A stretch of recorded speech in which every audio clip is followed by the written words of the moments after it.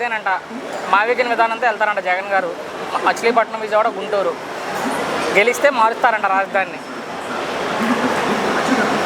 చూద్దాం, గెలిచే అవకాశం ఉందా చెప్పలేరు. పాదయాత్ర చేస్తారంట జగన్మోహన్ రెడ్డి గారు. ఎవరైనా చేయొచ్చు. పాదయాత్ర చేస్తే ఆ పాదయాత్ర ఏమన్నా ఉపయోగపడుద్ది ఆయన ఎన్నికల్లో గెలవడానికి.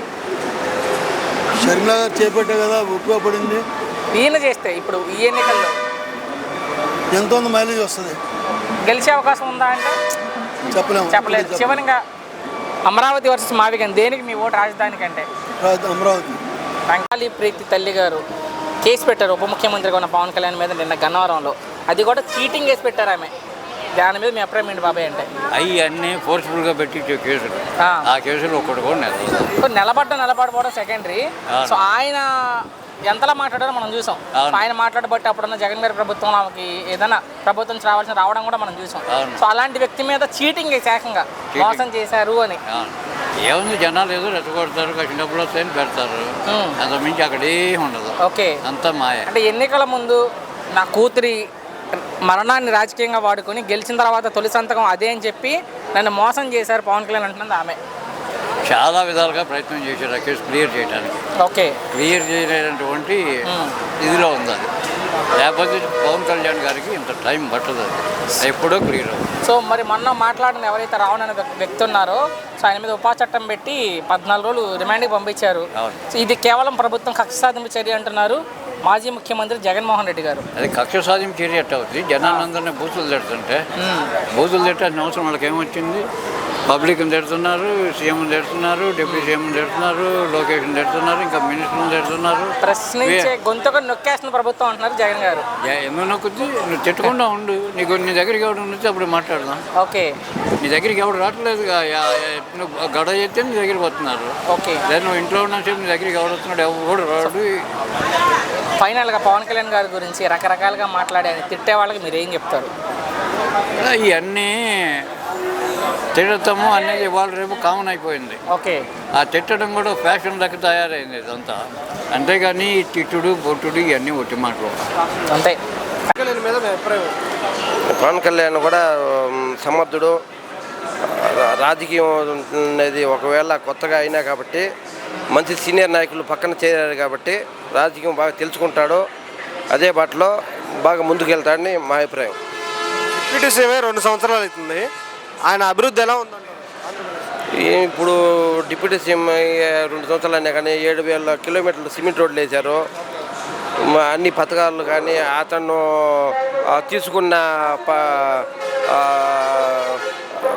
మంత్రి పదవుల్లో కూడా మంచి పనులు బాగా చేసుకున్నాడు కదా, ఇబ్బంది ఏం లేదు కదా, బాగుంది. మరి ఏంటి ఆయన ప్రతి చోట రాష్ట్రంలో ఏం జరిగినా మొదటగా విమర్శించేదాన్ని, ప్రశ్నించేదాన్ని. అంటే ఎందుకు ఆయన ప్రతిసారి గెలుపుతారు? ఎందుకంటే వాళ్ళకు చేతకంతనంతో ఇంక ఎదురు రోడ్డు మీద వెళ్ళి చూపించడం అంతే. మేము చేయలేము కాబట్టి ఎదురు రోడ్డు చేయకూడదు, అదే వాళ్ళ నినాదం అంతే, వైసీపీ వాళ్ళ నినాదం. మొన్న మాట్లాడుతూ యూట్యూబర్ రావని కూడా ఆయన మీద కామెంట్లు చేశారు. సో ఆయన కామెంట్లు చేస్తే ఆయన అరెస్ట్ కూడా చేశారు. ఆయన ప్రతి చోట బెయిల్ వస్తుంది. సో అది ఆయన వ్యాఖ్యల మీద మీ అభిప్రాయం ఏంటి? ఎవరి వ్యాఖ్యలు? రావణ్ యూట్యూబర్ రావని వాడు చెత్తమండవుడు, కానీ వాళ్ళన్నీ వేస్ట్ మాట్లాడినాయి. వాళ్ళు చేశారు. అతను మాట్లాడడం కూడా కరెక్ట్ మాటలు కాదు కదా, అన్నీ అతను రావణ్ మాట్లాడిన మాటలు అది కరెక్ట్ కాదు కాబట్టి అతను చేయడంలో ఆ విధంగా అరెస్ట్ చేయడంలో న్యాయం ఉంది. అది సరే, ఇప్పుడు ఏంటి ఆయన తెలంగాణ కూడా నెక్స్ట్ పోటీ చేస్తా అంటున్నారు. పోటీ చేస్తే ఎంత ప్రభావం చూపిస్తారు? తెలంగాణ విషయం అయితే మనకు తెలీదు, మన ఆంధ్ర కాబట్టి అవకే ఎట్లా ఉందో తెలియదు. అంటే వెళ్తే కూటమికి వెళ్తారా, అది మనకు తెలియదు కదా ఆ విషయం. మీ అభిమానుల ప్రకారం ఆయన సింగిల్గా పోటీ చేస్తే సీఎం అయ్యే అవకాశం ఉందంటారా? అంత రాజకీయంగా మెరుగుపడ్డారా? అంటే అక్కడ సీఎం అయితే కలంటే సీట్లను సంపాదించవచ్చు, పెరగవచ్చు. సార్, ఓవరాల్గా పవన్ కళ్యాణ్ గారి గురించి ఒక మాటలో చెప్పాలంటే? పవన్ కళ్యాణ్ కూడా ఎన్టీ రామారావు లాగే ప్రజలకు సేవ చేయాలనే దిశానిర్దేశంతో రాజకీయాల్లోకి వచ్చాడని అనుకుంటా, సొంత ప్రయోజనాల కోసం కాకుండా. సార్ చెప్పండి, పవన్ కళ్యాణ్ మీద మీ అభిప్రాయం? పవన్ కళ్యాణ్ ఇద్దరు సపోర్ట్ ఉంటాడు. పవన్ కళ్యాణ్ కూడా కొన్ని సీట్లు పెంచుకుంటాడు. బీజేపీ ప్రోత్సాహం ఉంది కాబట్టి 2 ఆయన బీజేపీ కాబట్టి పవన్ కళ్యాణ్ సీట్లు కూడా పెంచుకోగలుగుతాడు. ఉప ముఖ్యమంత్రి 2 సంవత్సరాలు అవుతుంది. ఆయన డెవలప్మెంట్ ఎలా ఉంది ఆంధ్రప్రదేశ్? బాగుంది, పరిపాలన బాగుంది, అందరికీ సబబుగానే రైతులకు చెప్పిన వాగ్దానాలు కూడా నెరవేరుస్తున్నాడు. త్వరలో చేయలేకపోయినా కానీ నిదానంగా ఒక్కొక్కటి చేసుకుంటూ వస్తున్నాడు. రాజకీయంగా మెరుగుపడ్డారు ఆయన. మెరుగుపడినాడు. ఓకే. ఎందుకు రాష్ట్రంలో ఏం జరిగినా మొదట విమర్శించేదాన్ని, ప్రశ్నించేదాన్ని ఎందుకని? అదే ఎవరైనా ఒకరు చేసే పనికి ఆటంకం, అది అడగోలు మాటలు ఆటంకాలు చేసేది అది సబబే, అది కరెక్టే. మొన్న యూట్యూబర్ రావణ్ కూడా ఆయన మీద వ్యాఖ్యలు చేశారు. ఆ వ్యాఖ్యల మీద మీ అభిప్రాయం ఏంటి? అవన్నీ ఏం చేయలేడు. ఉన్న సీట్లు కూడా తగ్గిపోతాయి. 11 వచ్చినాయి కదా, 11 కూడా 8 సీట్లకు కూడా నిబంధన అవుతాడు. తెలంగాణలో కూడా పోటీ చేస్తా అంటున్నాడు. అక్కడ ఏమైనా ప్రభావం ఉంటుందా పవన్ కళ్యాణ్? తెలంగాణ ఏమో అంతవరకే మనకేం తెలియదు. తెలంగాణ అంత ఆలోచన మనకు లేదు. సరే, అక్కడ కానీ ఇక్కడ కానీ ఆయన ఒకవేళ సింగిల్గా పోటీ చేస్తే అభిమానుల కోసం ఏదైనా సీఎం అయ్యే అవకాశం ఉందంటారా? అంతవరకే మనకేం తెలియదు. దాని పోతే అంత తెలంగాణ రాజకీయం మనకు తెలియదు. సరే, ఆయన తిట్టే వాళ్ళ మీద మీ అభిప్రాయం? ఆయన్ని తిట్టే వాళ్ళ మీద మీ అభిప్రాయం ఏంటి? ఆయనను ఎవరు తిట్టడం లేదు కదా. జగన్ గురించి ఎవరు వీళ్ళేం పట్టించుకోరు. ఆయన వీళ్ళ మీద విమర్శించాల్సిందే కానీ ఈ కూటమి వాళ్ళు ఆయన మీద ఏమి ప్రశంసలు ఉండవు. ఆయన అనేదానికి సమాధానం చెప్తున్నట్టులే. ఓవరాల్గా పవన్ కళ్యాణ్ గారు పవన్ కళ్యాణ్ పర్వాలేదు, రాజకీయం కూడా మెరుగుపరుచుకుంటానే ఇద్దరు ఒకటి కమాండ్గా చేసుకుంటున్నారు. పవన్ కళ్యాణ్ మీద మీ అభిప్రాయం ఏంటి?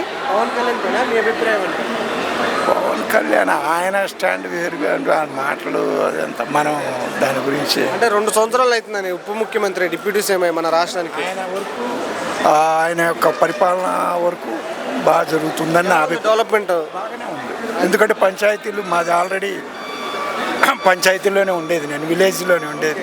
దాదాపు మా విలేజ్ ఇంత మీద 25% పర్లేదు. అన్ని కలెక్షన్లు చేయటం, మురుగునీరు కాలువలు ఇవన్నీ బాగానే ఉంది. ఇప్పుడు తెలంగాణ కూడా పోటీ చేస్తా అంటున్నారు. అక్కడ ఏమైనా ప్రభావం ఉంటుంది అని అనుకుంటున్నారా మీరు? ఉండొచ్చు. ఎందుకని అదే ఇది ఇప్పుడు మన ఆంధ్ర డెవలప్ లాగానే తెలంగాణలో కూడా ఆటోమేటిక్గా ఏ నాయకుడైనా వస్తాడు చేస్తాడు అనే ఆలోచనలు ఉండటం అనేది చాలా అరుదు. అట్లా సింగిల్గానే వెళ్తాడు. అతను చెప్పున్నాడు కాబట్టి ఎట్లా వెళ్ళినా ఆ టయానికి సీట్లు కొడతాడని. మరి రాష్ట్రంలో ఏం జరిగినా మొదటగా విమర్శించేది పవన్ కళ్యాణే, ప్రశ్నించేది పవన్ కళ్యాణే. ఎందుకని ఆయన ప్రతిసారి గెలుపుతున్నారు? ఎప్పుడు అయినా నా ఉద్దేశం ఏంటంటే మంచి వాళ్ళ మీద ఎక్కువ రాళ్ళు పడతాయి.